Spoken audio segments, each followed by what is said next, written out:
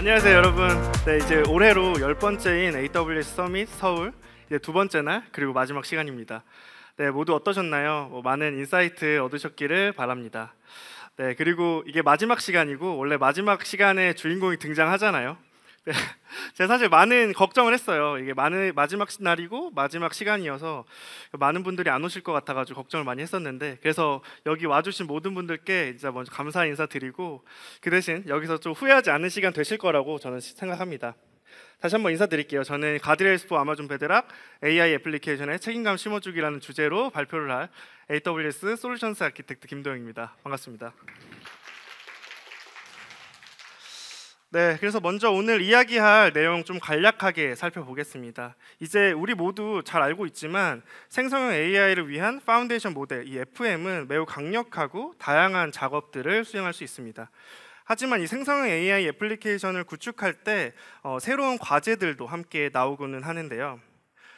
그중 오늘 이야기할 내용은 이 책임감 있는 생성형 AI 애플리케이션 구축에 관한 내용입니다. 바람직하지 않거나 관련이 없는 주제들을 좀 사전에 처리해야 할 것이고요. 그리고 편견이나 유해한 내용들도 다루지 않게 해야 할 겁니다. 그리고 사용자 개인정보 보호에 관련된 광범위한 그런 과제들도 함께 있을 겁니다. 이처럼 생성형 AI를 우리가 책임감 있게 사용하기 위한 그런 과제들이 무엇인지 좀 살펴볼 거고요. 그리고 이것들을 해결하기 위한 방법으로 가드레일스 포 아마존 베드락에 대해 소개해 드릴 겁니다. 이 가드레일을 생성하고 테스트 그리고 모니터링하는 방법에 대한 간단한 데모와 함께 살펴보겠습니다. 그래서 앞에서 말씀드렸던 이런 가드레일을 실제 우리가 구축하는 생성형 AI 애플리케이션에 적용하는 방법을 이제 자세히 살펴볼 건데요. 베드락 에이전트와 가드레일을 함께 사용해서 이제 우리의 AI 정책에 맞게 보호 장치를 구현하는 방법을 자세하게 데모와 함께 이 부분은 AWS 테크니컬 어카운트 매니저이신 김진규 님께서 도와주실 예정입니다. 네, 생성형 AI의 사례는 이미 우리는 너무 많이 알고 있고 여기서 계신 분들도 많이 경험해 보셨을 거라고 생각합니다. 특히나 이번 이 AWS 서밋 서울에서도 굉장히 많이 다뤄졌기 때문에 많이 경험해 보셨을 거라고 생각을 하는데요. 하지만 우리가 다시 한번 이 생성형 AI의 사례를 좀 빠르게 한번 살펴보면 생성형 AI는 내부 생산성을 크게 향상시키고 고객 경험을 개선하고 비즈니스 프로세스를 자동화할 수 있도록 지원합니다. 조금 더 자세하게 우리가 생각해 봤을 때 아마도 가장 범용적인 사례는 역시 챗봇일 겁니다. 지금까지 생성형 AI 챗봇을 직접 구축해 보신 분들도 여기 계시리라고 생각하고요. 적어도 여기 계신 분들 아마 모든 분들이 생성형 AI 챗봇을 경험해 보셨을 거라고 생각합니다. 그래서 여기에 추가한다면 RAG, 검색 증강 생성이 있습니다. 이를 통해서 우리는 문서를 검색한다든지 요약한다든지 혹은 이것들을 질의에 활용할 수도 있습니다. 이외에도 물론 코드 생성이라든지 프로세스 자동화와 같은 많은 활용 사례도 함께 있습니다. 하지만 앞에서 말씀드렸던 것처럼 이런 많은 질문에 답을 할 수 있고 많은 작업을 자동화할 수 있지만 우리가 이러한 생성형 AI 앱들을 구축하게 되면 많은 과제 역시 발생하게 됩니다. 먼저 우리가 애플리케이션 기획자 혹은 개발자 입장에서 좀 생각을 해본다면 생성형 AI 애플리케이션을 구축할 때 이 애플리케이션이 주제에 맞게 잘 유지되도록 하는 것이 필요할 겁니다. 원치 않는 주제들을 예방하고 이 애플리케이션이 우리 조직 정책과 일치하도록 해야 합니다. 그래서 여기서 예를 좀 들어볼 건데요. 예를 들어서 우리가 온라인 뱅킹을 위한 챗봇이 있다라고 생각을 해볼게요. 이 챗봇은 온라인 뱅킹의 어려운 점 그리고 기능 질의 이런 내용들을 좀 다룰 거라고 우리가 예상을 할 수 있습니다. 하지만 이 챗봇이 사용자에게 투자 조언을 한다든지 아니면 탈세를 위한 방법들을 안내를 한다든지 이런 것들은 우리가 어플리케이션 기획자나 개발자라면 원하지 않을 건데요. 그래서 이런 것들을 막아주는 것이 필요할 겁니다. 두 번째는 유해한 컨텐츠의 차단이 필요합니다. 고객과 소통하는 생성형 AI 애플리케이션이 불쾌한 반응을 보인다든지 혹은 폭력적인 내용을 전달하는 것은 우리가 피해야 할 것입니다. 세 번째는 개인정보 보호인데요. 어떤 애플리케이션에 따라서는 이러한 사용자 정보를 전혀 처리하지 않아야 하는 경우가 있을 거고요. 그렇기 때문에 개인정보 혹은 민감 정보를 완전히 차단해야 하는 경우도 있습니다. 하지만 다른 한편으로는 우리가 이 생성형 AI 애플리케이션과 고객 간의 상호작용에서 이러한 사용자 정보를 적절히 다뤄야 하는 경우도 있을 겁니다. 예를 들어서 우리가 컨택센터에서 이런 상담원과 이 고객 간에 이러한 것들이 자연스럽게 좀 다뤄질 텐데요. 이때 우리가 대화 내용을 생성형 AI로 요약할 수 있을 겁니다. 그때 요약하는 내용에는 이러한 사용자의 개인정보 보호를 위해서 이런 해당 정보를 마스킹 처리한다든지 이런 것들도 우리는 필요할 겁니다. 네, 그리고 마지막으로 애플리케이션과 사용자 간의 소통에서 편향된 내용이라든지 혹은 고정관념에 기반한 컨텐츠를 다루어서는 안 될 겁니다. 네, 하지만 이미 많은 파운데이션 모델은 파인 튜닝을 포함해서 이러한 방법들을 보호 기능들을 이미 가지고 있습니다. 하지만 우리가 앞에서 언급했듯이 생성형 AI 애플리케이션마다 다른 보호 조치가 필요할 수 있습니다. 그에 반해서 앞에서 말씀드렸던 이 파운데이션 모델이 갖고 있는 이러한 보호 기능들은 당연히 파운데이션 모델마다 보호 메커니즘이 다를 텐데요. 우리는 이 애플리케이션 성격 혹은 이 조직 정책을 기반으로 맞춤 설정이 필요할 겁니다. 그리고 개인정보를 다루거나 혹은 다루지 않을 때에는 이 애플리케이션을 보호하는 방법들은 당연히 다를 수가 있습니다. 마지막으로 어떤 조직은 여러 애플리케이션에 각각 다른 파운데이션 모델들을 사용할 수 있는데요. 우리 조직은 이러한 여러 파운데이션 모델 그리고 여러 애플리케이션에 걸쳐서 일관된 보호 시스템이 필요로 할 수도 있습니다. 네, 그래서 이러한 도전 과제, 챌린지들을 우리가 해결하고 고객이 생성형 AI 애플리케이션의 보호 장치를 구현할 수 있도록 가드레일스 포 아마존 베드락이 출시되었습니다. 네, 새로 출시한 이 아마존 베드락 가드레일은 설계되는 과정에서부터 규제 산업을 포함한 다양한 도메인 고객들 그리고 이 각각의 고객들이 조직 내부에서 사용을 하거나 혹은 이 조직 외부의 대고객 서비스와 같은 다양한 유스 케이스들을 검토했는데요. 그들이 필요로 하는 보호 조치가 무엇인지 그리고 그들의 사용 사례에 우리가 어떻게 도와줄 수 있는지에 초점이 맞춰져 있다고 보시면 됩니다. 그래서 이러한 요구사항들을 충족해서 아마존 베드락 가드레일이 출시되었습니다. 그래서 이 아마존 베드락 가드레일은 베드락의 에이전트와 함께 베드락에서 지원하는 다양한 파운데이션 모델에 적용할 수 있고 다양한 정책과 그리고 제어 기능들을 제공합니다. 네, 가드레일의 작동 방식부터 좀 살펴볼 건데요. 네, 가드레일은 사용자가 파운데이션 모델에게 입력하는 프롬프트 뿐만 아니라 파운데이션 모델에 의해서 생성되는 응답, 출력 모두를 평가합니다. 그래서 이 가드레일은 입력과 출력 모두를 이 각각의 정책을 검토하게 되고요.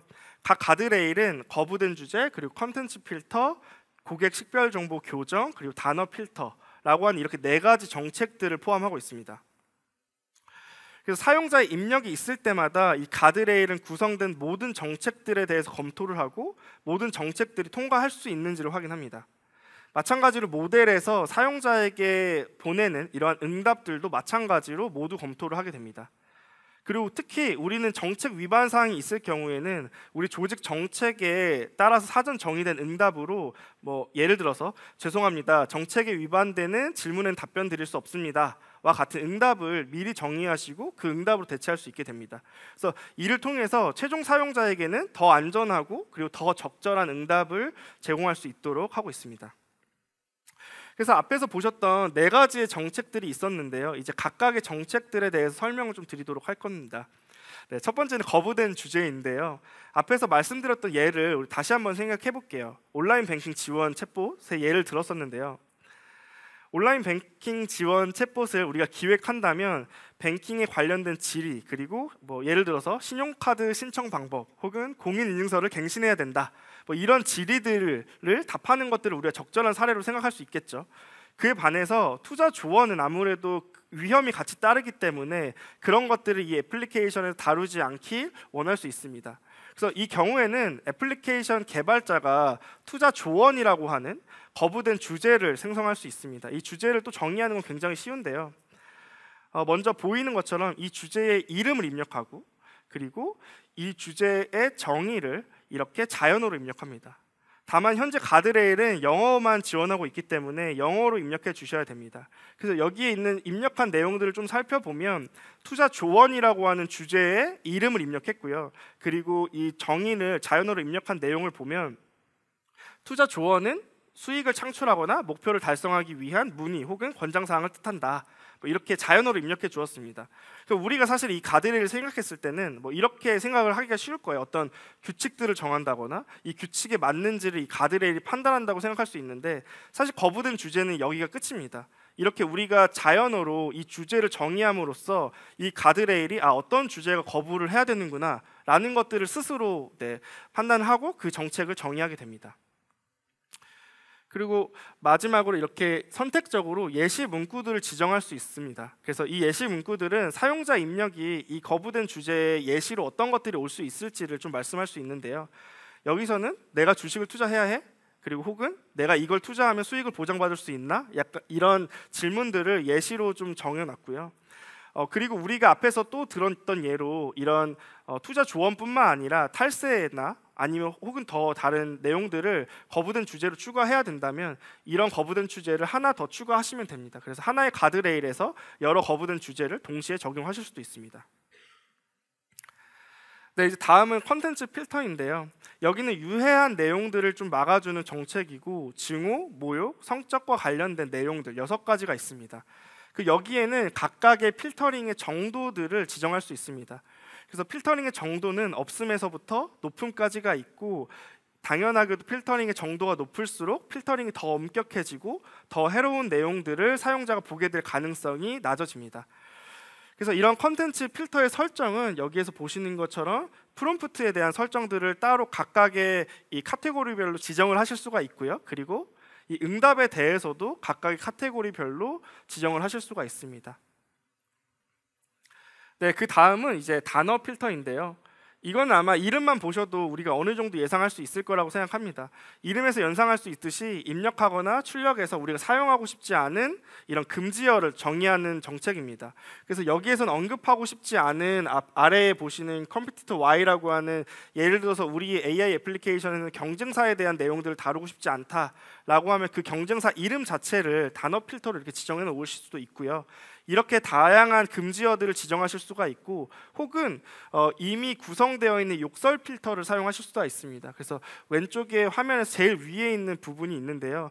이것을 단순하게 활성화함으로써 우리가 이미 정의되어 있는 욕설들을 차단할 수 있는 기능들이 이 단어 필터에서 제공되고 있습니다.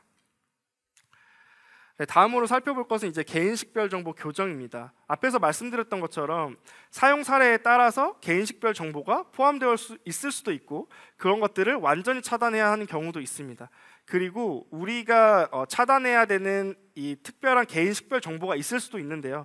그런 것들을 사전에 정의되어 있는 화면에서 보실 때 PII 타입이라고 되어 있는 것들을 지정하시고 이 각각의 PII들을 마스킹 처리를 할지 혹은 완전하게 이 대화를 차단할지 블락을 할지를 지정하실 수가 있습니다. 그래서 이 애플리케이션 특징에 따라서 이러한 필터들을 지정할 개인식별들을 선택하실 수가 있고요. 그리고 만약에 그거와 다르게 우리가 다르게 정의를 해야 된다라고 하시면 왼쪽에 밑에서 보시는 것처럼 주민등록번호라고 되어 있고 이런 것들 정규 표현식으로 따로 정의를 하실 수가 있습니다. 그래서 이렇게 개인식별 정보들을 정의하시거나 아니면 이미 정의되어 있는 것들 선택하셔서 사용하실 수가 있습니다.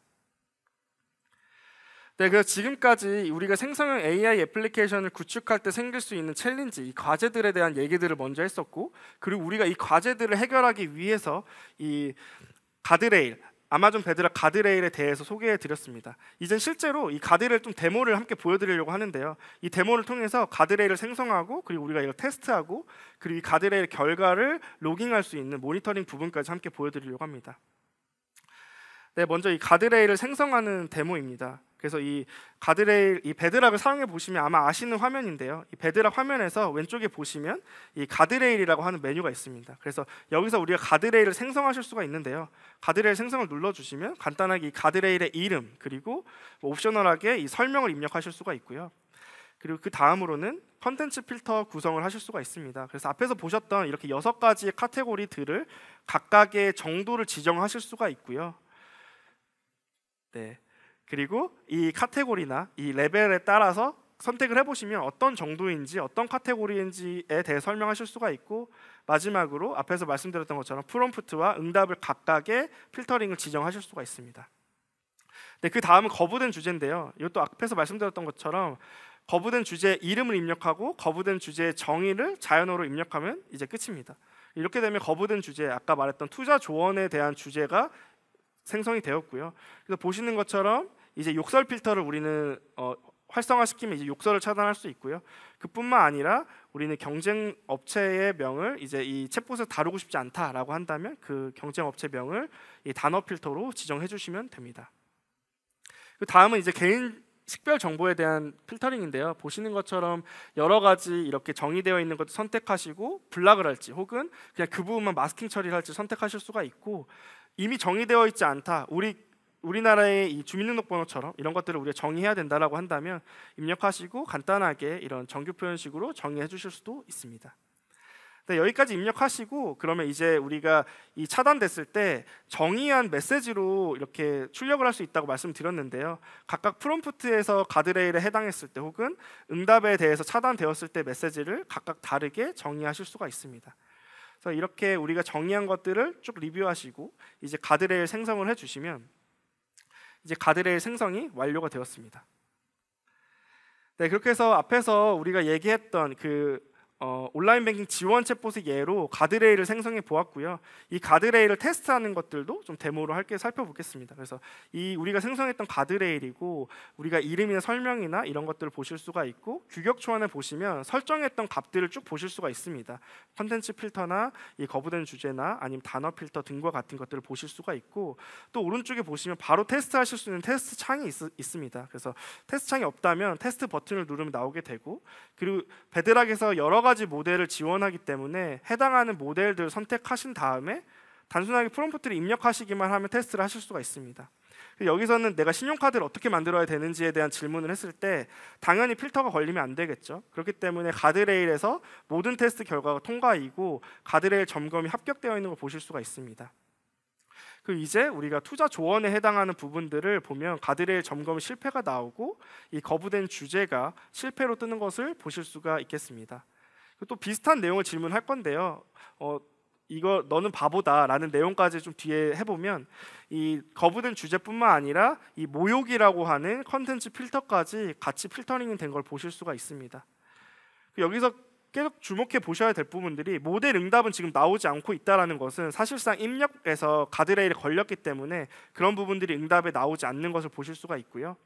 여기서 마찬가지로 이 경쟁사를 했을 때 단어 필터가 나오는 것들, 그리고 이 프롬프트는 제가 굉장히 다양한 이런 개인 식별 정보를 입력하고 그것들을 요약해달라는 프롬프트를 했을 때 모델에서는 사실 그런 부분들이 그대로 나오게 되지만 최종 응답은 가드레일 거친 부분에서는 이렇게 폰이라고 이렇게 마스킹 처리되어 있는 부분들, 그리고 주민등록번호도 마스킹 처리되어서 나오는 것들을 보실 수가 있고, 프롬프트에서는 가드레일이 모두 테스트 결과 합격했지만 이 모델 응답에서 이러한 부분들이 마스킹 되었다는 것을 함께 보실 수가 있습니다. 마찬가지로 앞에서 제가 여러 파운데이션 모델을 사용하더라도 동일한 정책을 사용할 수 있다고 말씀드렸는데요. 이렇게 다른 모델을 선택해도 이 모델의 응답의 형태는 좀 달라지지만 기본적으로 이러한 필터링 해야 될 부분들, 마스킹 처리해야 될 부분들은 동일하게 나오는 것을 보실 수가 있습니다. 네, 이제는 저희가 가드레일을 생성하고 그 가드레일을 테스트할 수 있는 방법들을 좀 보았다면, 이제 우리가 이 가드레일을 활용해서 로그들을 좀 보고 싶을 거예요. 그래서 이 베드락에 설정해 보시면 로깅을 설정하실 수가 있는데요. 클라우드 워치 로그를 활용하셔서 쉽게 하실 수가 있습니다. 그래서 여기서 로그 그룹을 입력해 놓으시고 클라우드 워치에 로그를 보게 되면, 로그 그룹에 들어가시면 이제 아까 입력해놨던 그 로그 그룹을 검색하시면 이제 뜨실 거고요. 여기 로그 스트림에 해당한 로그들이 쌓여 있는 것을 볼 수 있습니다. 사실 이 로그들은 앞에서 데모에서 테스트했던 내용들인데요. 첫 번째 정상적인 케이스를 보면 내가 질문했던 내용들을 로그로 볼 수가 있고, 그리고 이 모델이 응답했던 것들을 같이 볼 수가 있고요. 아래에서 보시면 가드레일이 아무 액션을 하지 않았다라는 것이 같이 이렇게 로그로 남게 됩니다. 그럼 이제 다음은 우리가 가드레일에 문제가 발생했을 때를 좀 살펴보면 질문에 대한 내용들 동일하게 나오고요. 그리고 이 질문에 해당하는 부분에서 저희가 정의했던 메시지로 나가는 것을 보실 수가 있습니다. 그래서 그 이유는 어떤 것들이 있느냐라고 봤을 때 투자 조언이라고 하는 우리가 거부된 주제에서 디나이된 것을 보실 수가 있고, 그리고 컨텐츠 필터에서 모욕에 해당하는 부분들 때문에 블락이 되었고, 그리고 가드레일 액션에서 이 가드레일에 걸렸다라는 것들을 확인하실 수 있도록 로깅이 되어 있는 것을 보실 수가 있습니다. 그래서 이렇게 로깅까지 되는 것들을 살펴보았고요. 그래서 여기까지 우리가 책임감 있는 생성형 AI 애플리케이션을 만들기 위한 과제들, 그리고 이 과제를 해결하기 위한 가드레일스 포 아마존 베드락에 대한 설명을 드렸고요. 이 다음부터는 이제 생성형 AI 애플리케이션에 이 가드레일을 적용하기 위한, 실제 구축하기 위한 자세한 방법들을 저희 AWS 테크니컬 어카운트 매니저이신 김진규님께서 도와주시도록 하겠습니다. 네, 안녕하세요. 저는 AWS에서 테크니컬 어카운트 매니저 맡고 있는 김진규라고 합니다. 네, 반갑습니다. 네, 지금까지는 도영님께서 그 가드레일에 대한 개념이나 구성, 데모에 관련된 내용들을 좀 소개해 드렸고요. 이제부터는 제가 그 에이전트 포 아마존 베드락에 대해서 좀 알아보는 시간을 갖도록 하겠습니다. 혹시 그 베드락 에이전트라고 하는 서비스에 대해서 조금 들어보시거나 아니면 사용해 보신 분이 계실까요? 네, 이 베드락 에이전트는 2023년 11월에 GA가 됐는데요. 아마 그 사용해 보시지 않으신 고객들이 많으실 거라고 생각을 합니다. 그래서 이번에는 대략적으로 베드락 에이전트에 관련된 내용의 소개를 또 드릴 거고요. 그리고 이 에이전트에서 가드레일을 어떻게 또 적용할 수 있는지도 데모를 통해서 좀 같이 알아보는 시간을 갖도록 하겠습니다. 네, 바로 시작하도록 하겠습니다. 네, 먼저 베드락 에이전트에 대해서 간략하게 좀 설명을 드려보도록 하겠습니다. 아시다시피 베드락은 파운데이션 모델, 다양한 파운데이션 모델들을 제공을 하고 있고요. 이미 사용자분들께서는 내 비즈니스 케이스에 맞는 파운데이션 모델을 선택하신 다음에 프롬프트를 입력을 하시고 거기에서 나오는 결과를 바탕으로 서비스를 이미 제공을 하고 계시는 분들도 있으실 거예요. 그런데 저희가 이제 파운데이션 모델을 사용하다 보면 내 어플리케이션에서는 파운데이션 모델 자체 기능만으로 그 서비스를 제공하기에는 한계가 있는 부분이 있을 수 있습니다. 뭐 예를 들면은 내가 파운데이션 모델과 그 기존의 회사에서 사용하고 있는 API가 있다라고 했었을 때 그 API를 조회해서 나온 값을 토대로 파운데이션 모델이 답변을 하는, 생성을 원하시는 경우가 있을 수도 있고요. 그리고 그 사내에 프라이빗하게 가지고 있는 레파지토리에 있는 자료가 있으시다라고 하시면 그 자료들을 조회해서 그 내용을 또 기반으로 파운데이션 모델이 내용을 생성해서 답변을 원하시는 케이스도 있으실 거예요. 이런 경우에 베드락 에이전트를 사용하실 수가 있습니다. 이 베드락 에이전트는 말씀드린 것처럼 사용자가 원하는 프롬프트를 입력한 경우에 내가 갖고 있는 API와 그리고 레파지토리에 있는 자료들을 대상으로 다양하게 오케스트레이션을 자동으로 해주는 역할을 담당을 하게 되어 있습니다. 에이전트가 그 기능을 제공을 하게 됩니다. 그래서 에이전트를 설정하시는 방법도 굉장히 간단한데요. 먼저 그 에이전트를 생성을 하실 때 에이전트의 인스트럭션을 제공합니다. 제가 앞으로 예시를 드릴 때 이 베드락 에이전트의 기능 자체를 보험금 청구 업무를 처리하는 에이전트라고 계속 예시를 드릴 거예요. 그래서 제가 이 에이전트의 인스트럭션을 제공할 때 당신은 보험금 청구 업무를 처리하기 위해 설계된 보조원입니다 라는 인스트럭션을 제공을 하면 앞으로 이 에이전트에서 파운데이션 모델을 통해서 컨텐츠를 생성할 때 해당하는 역할을 이해한 상태로 결과를 생성한다라고 이해를 해주시면 되겠습니다. 다음으로 에이전트가 고객의 질의를 실제로 처리할 수 있도록 액션 그룹이라고 하는 것을 생성을 하는데요. 앞에서 말씀드린 API, 커스텀하게 사용되는 API를 호출할 수 있는 부분이라고 보시면 되겠습니다. 제가 계속 보험금 청구 업무를 처리하는 예시를 들고 있기 때문에 여기서는 3개의 API를 정의를 할 거예요. 처음에는 내가 현재 청구되어 있는 보험금 청구 목록을 보여줘 라고 하는 API가 될 수도 있고요.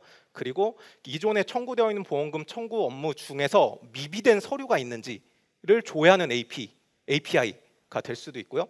마지막으로 고객에게 리마인더 메일을 보내주는 API를 연동하실 수도 있습니다. 그래서 이 실제로 액션 그룹에 있는 API를 등록을 해주실 때는 람다 함수를 통해서 구현이 되기 때문에 그 이제 커스텀하게 비즈니스 로직을 작성해야 되는 것들은 모두 람다에 녹여서 추가를 해주시면 되겠습니다. 액션 그룹까지 추가를 해주신 다음에는 앞에서 말씀드린 것처럼 프라이빗한 레파지토리의 자료가 있는 경우에는 데이터 소스를 입력을 해주실 수도 있습니다. 그래서 이것도 예시를 보면 보험금 청구 정책을 가지고 있는 문서 가 있을 수도 있고요. 그리고 보험금 청구 처리 절차를 가지고 있는 문서가 될 수도 있고요. 그리고 보험금 청구 이력이 있는 데이터베이스를 추가해 주실 수도 있습니다. 이렇게 데이터 소스까지 추가를 해 주시고 나면 테스트를 하실 수도 있는데요. 앞에서 데모를 통해서도 보여드린 것처럼 콘솔상에서 쉽게 질의를 프롬프트를 작성하셔서 응답하는 것들을 확인하실 수 있고요. 만약에 프로덕션 워크로드에 배포를 하신다라고 하실 때에는 저희 베드락 에이전트 API가 있어서 그쪽으로 호출을 하시면 거기에 맞는 응답을 받으실 수가 있게 작동을 하게 되어 있습니다. 에이전트의 구조에 대해서 조금 더 자세하게 설명을 드리고자 하는데요. 이전 장표에서 말씀드린 것처럼 에이전트를 만들 때는 인스트럭션 이라고 하는 거를 입력을 해주신다라고 하셨어요. 보험금 청구 업무를 처리하기 위해 작성된 에이전트입니다.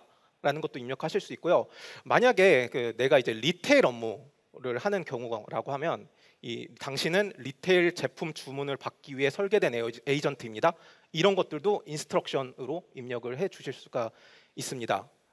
액션그룹의 API와 람다 함수를 지정을 한다라고 말씀드렸는데요. 실제로 이 API 스키마라고 하는 거는 API 리퀘스트랑 리스폰스에 대한 포맷이 정의된 제이슨 형식의 문서이고요. 그리고 이 API 리퀘스트 리스폰스 포맷도 정의를 하시지만 이 API가 어떠한 기능을 가지고 있는지에 대한 것들도 API 스키마로 등록을 해주실 수가 있습니다. 여기서 말씀드리는 람다 펑션에도 세 가지가 있는데요. 그래서 첫 번째 제가 이제 세 가지 API를 등록을 하는 경우에 앞에서 말씀드린 것처럼 보험금 청구 목록을 조회하는 API가 있을 수도 있고요. 그리고 세 번째로는 리마인더 메일을 보내는 API를 호출하실 수도 람다 함수로 등록을 하실 수도 있습니다. 그러면 이렇게 API 스키마와 람다를 액션 그룹에 등록을 하면 실제적으로 에이전트가 작동할 땐 만약에 저희가 유저가 프롬프트로 실제로 이 보험금 청구 내역을 보여줘 라고 하는 프롬프트를 입력을 하신다라고 하면 이 에이전트가 자동으로 API 스키마에 정의된 요 API들을 조회를 해서요.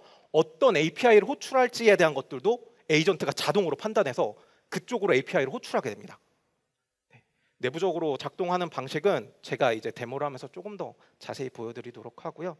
그리고 여기 추가적으로 데이터 소스를 만약에 입력을 하셔야 된다라고 하면 프라이빗한 데이터 저장소를 입력을 하셔야 된다라고 하면 데이터 소스에 입력을 해주실 수도 있습니다.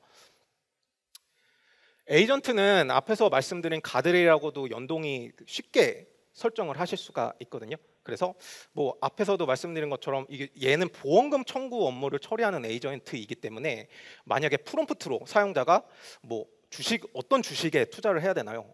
이런 내용을 입력을 했었을 때 당연히 이 에이전트는 그런 답변을 하면 안 되기 때문에 요 가드레일이 인풋에서부터 아웃풋의 필터링에 다 관여를 하게 된다라고 이해를 해주시면 될 것 같습니다.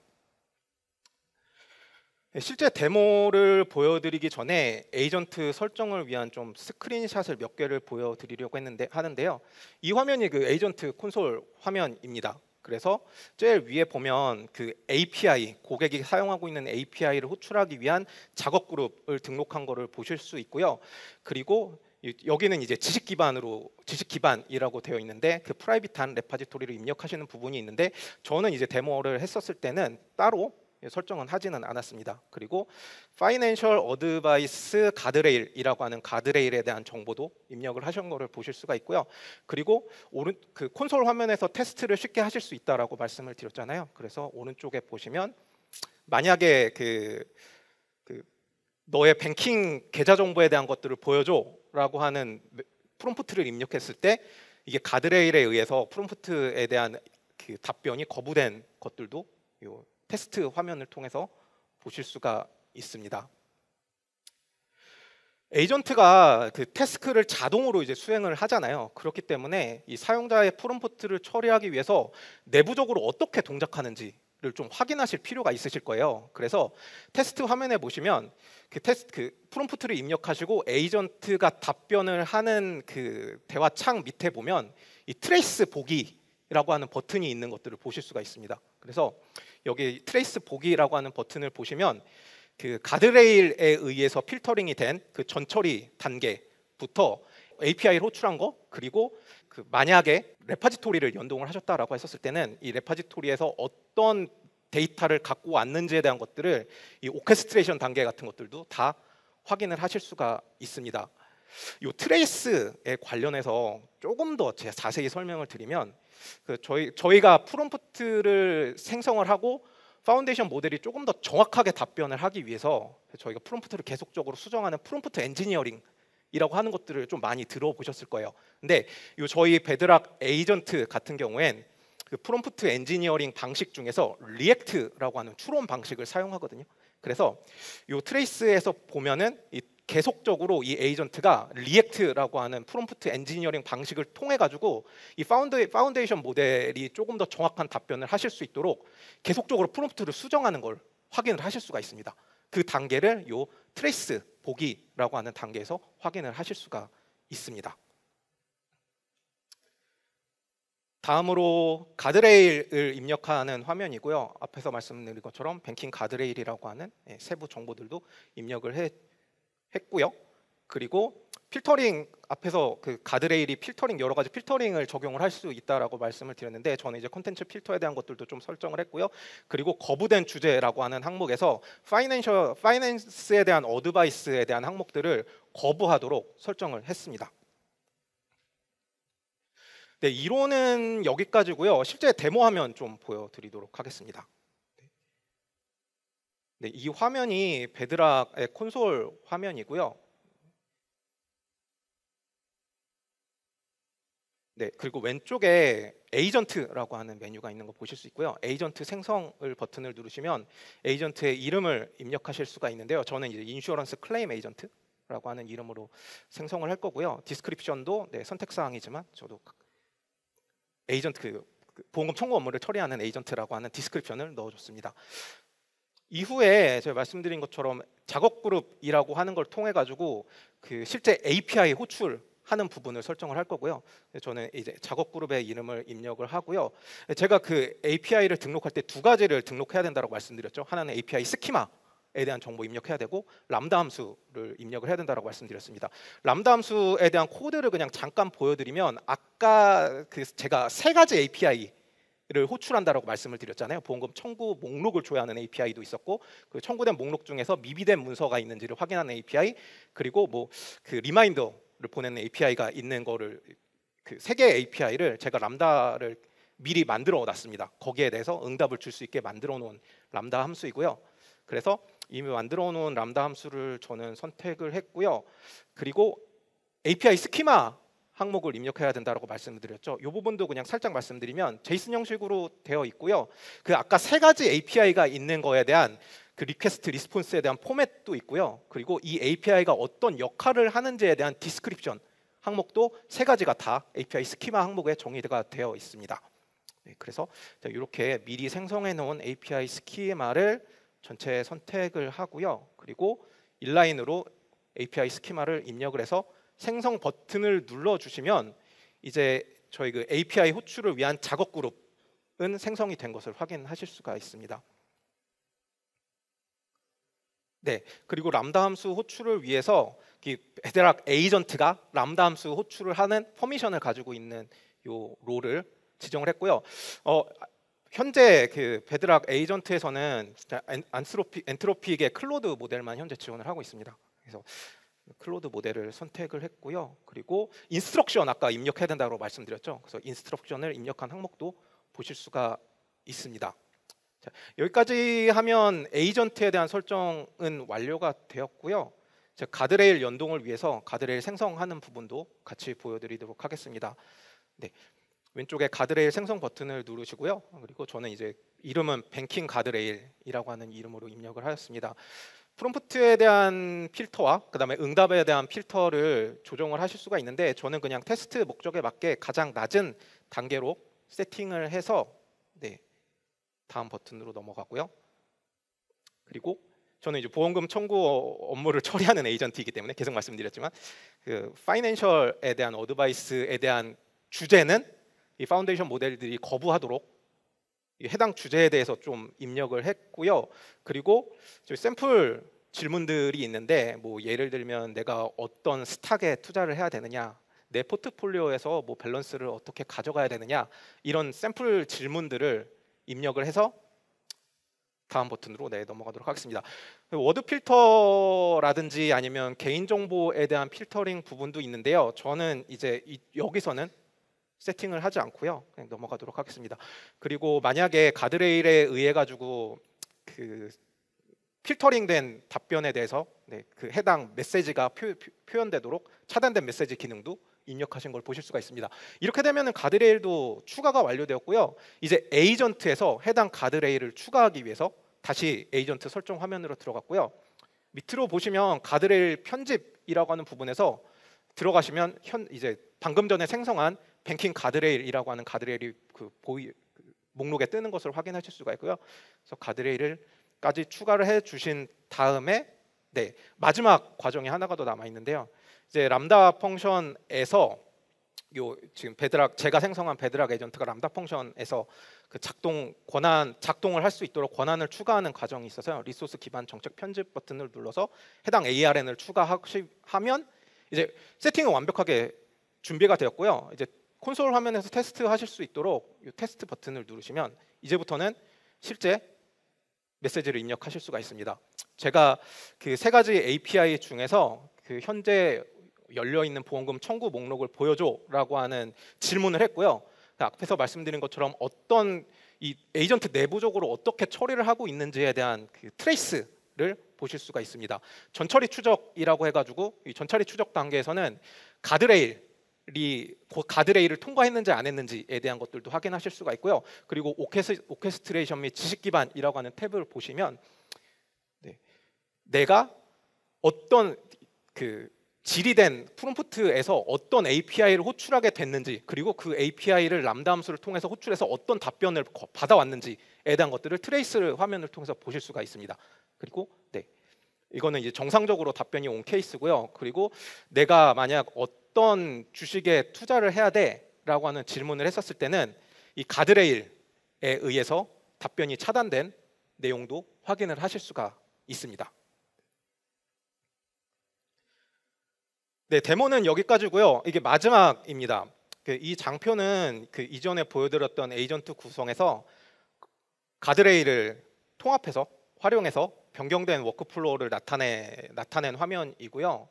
이 데모를 보셔서 이제 아시겠지만 엔드 유저 쪽에서 질의한 내용을 기반으로 어떤 API를 호출해야 되는지, 그리고 만약에 그 프라이빗한 레파지토리에서 데이터를 가져온다라고 했었을 때 어떠한 데이터를 가져와야 되는지에 대한 것들을 에이전트가 자동으로 다 오케스트레이션 하는 것을 보실 수가 있고요. 그리고 마지막으로는 가드레일이 추가되어서 요 전반적으로 에이전트가 생성하고 그리고 답변한 내용들을 어떤 식으로 필터링 했는지 확인하실 수가 있습니다. 지금까지 전체 세션 좀 간략하게 요약을 드리면요. 저희 베드락에서는 사용자가 생성한 콘텐츠가 만약에 파운데이션 모델이 생성된 콘텐츠가 유해하다든지 아니면 특정 주제에 대해서 답변이 되지 않는 경우가 있었을 때, 그때 이 가드레일이라고 하는 서비스를 연동해서 조금 더 좀 책임감 있는 AI 어플리케이션을 만드실 수가 있고요.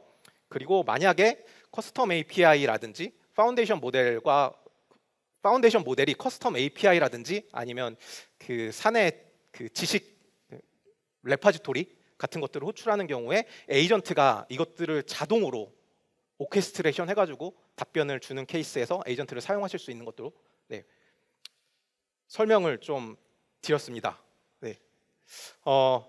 저희 이제 마지막 시간 너무 좀 고생 많으셨고요. 그리고 저희가 이틀 동안의 수많은 세션들을 다 저희가 많은 세션들을 제공을 했는데 아무쪼록 활용하고 계시는 업무에서 저희 쪽 그 세션을 들으시면서 인사이트를 좀 많이 가져가신 시간이 되셨기를 바랍니다.